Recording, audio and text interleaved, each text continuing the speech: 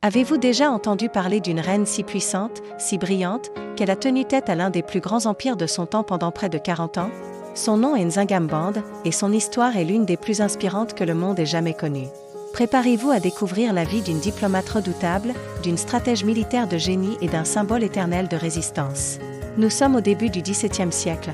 L'Afrique centrale est un continent riche et complexe, mais convoité. Les royaumes du Ndongo et du Matamba, situés dans l'actuel Angola, sont sous la menace constante de l'expansion portugaise.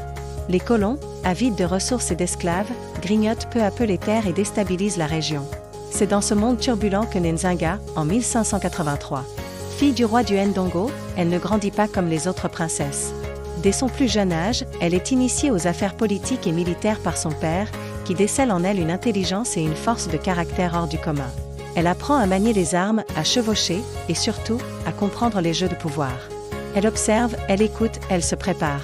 Elle sait que son destin sera lié à celui de son peuple. À la mort de son père, son frère monte sur le trône, mais sa politique d'apaisement face aux Portugais s'avère désastreuse. Le royaume s'affaiblit, le chaos s'installe.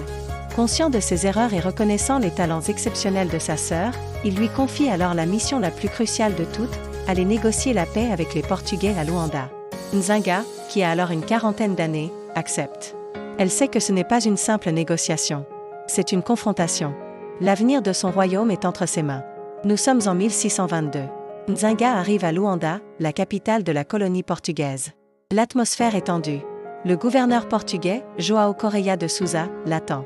Pour la rabaisser, pour lui montrer qui domine, il ne lui propose pas de chaise. Il n'y a qu'un seul siège, le sien. Il a simplement disposé un tapis au sol, là où elle est censée s'asseoir, comme une vassale. Mais Nzinga n'est pas une vassale. Elle est l'envoyée du royaume du Ndongo. D'un simple regard, sans un mot, elle donne un ordre à l'une de ses servantes. Celle-ci s'avance, se met à quatre pattes, et lui sert de siège humain. Nzinga s'assoit alors à la même hauteur que le gouverneur. Le message est clair, puissant, inoubliable, nous sommes égaux. L'assemblée est stupéfaite. Par cet acte symbolique, Nzinga vient de renverser le rapport de force avant même que la discussion ne commence. Elle négocie ensuite avec une éloquence et une fermeté qui déconcertent les Portugais. Elle parle leur langue, qu'elle a apprise pour mieux les comprendre. Elle maîtrise les subtilités de la diplomatie européenne. Elle exige le retrait des troupes portugaises des terres de son royaume et la fin du commerce des esclaves. Elle obtient un traité de paix, du moins temporairement. Ce jour-là, Nzinga ne s'est pas seulement assise sur le dos d'une servante. Elle s'est élevée comme l'une des plus grandes diplomates de l'histoire. Une leçon de leadership intemporel, ne laissez jamais personne dicter votre valeur. Imposez le respect par votre intelligence et votre audace.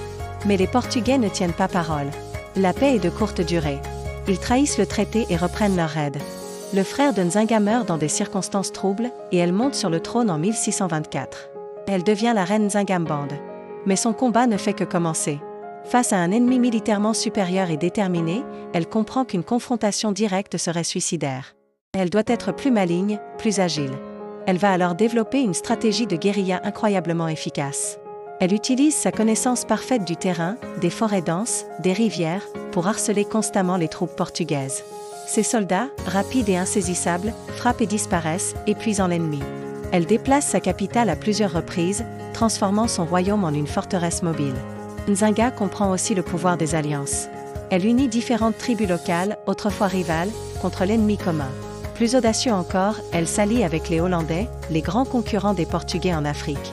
Elle leur propose une coopération militaire et commerciale. C'est un coup de maître stratégique. Elle utilise les rivalités européennes à son propre avantage, forçant les Portugais à se battre sur plusieurs fronts. Pendant plus de 30 ans, Nzinga mène la résistance. Elle n'est pas une reine qui dirige depuis son palais. Elle est sur le champ de bataille, menant ses troupes, partageant leurs dangers. Elle devient une légende vivante, un symbole d'espoir pour tous ceux qui refusent de se soumettre. Nzinga a régné jusqu'à sa mort, à l'âge de 81 ans, en 1663. Elle est morte en reine d'un royaume indépendant, n'ayant jamais été vaincue par les Portugais. Son héritage est immense. Elle n'est pas seulement une icône de la résistance anticoloniale en Angola et en Afrique. Elle est un modèle universel de leadership, de courage et de résilience. Quelles leçons pouvons-nous tirer de sa vie aujourd'hui? La première, c'est l'adaptabilité. Nzinga a constamment changé de tactique, que ce soit en diplomatie ou à la guerre. Elle nous apprend que face aux obstacles, la rigidité mène à l'échec. La flexibilité et la créativité sont les clés du succès. La deuxième leçon, c'est la connaissance. Elle a appris la langue et la culture de ses adversaires pour mieux les affronter. Connaître son environnement, ses concurrents, ses partenaires, c'est se donner un avantage décisif. Enfin, la leçon la plus forte est la persévérance. Pendant des décennies, face à des trahisons, des défaites et des pertes immenses, elle n'a jamais abandonné. Elle incarnait la volonté inébranlable de son peuple de rester libre. Sa vie nous rappelle que peu importe la taille de l'adversaire, une stratégie brillante, une détermination sans faille et la capacité à inspirer les autres peuvent renverser des montagnes.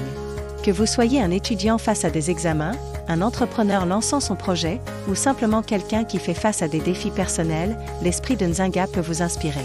L'histoire de la reine Nzinga est bien plus qu'un récit du passé. C'est un appel à l'action. Un appel à faire preuve de courage, d'intelligence et de persévérance dans nos propres vies. C'est un rappel que nous avons tous en nous la capacité de défier les attentes et de forger notre propre destin. Si cette histoire incroyable vous a inspiré, partagez-la pour que le nom de Nzingam Band continue de résonner à travers les âges. N'oubliez pas de vous abonner pour découvrir d'autres figures historiques qui ont changé le monde. Merci d'avoir regardé.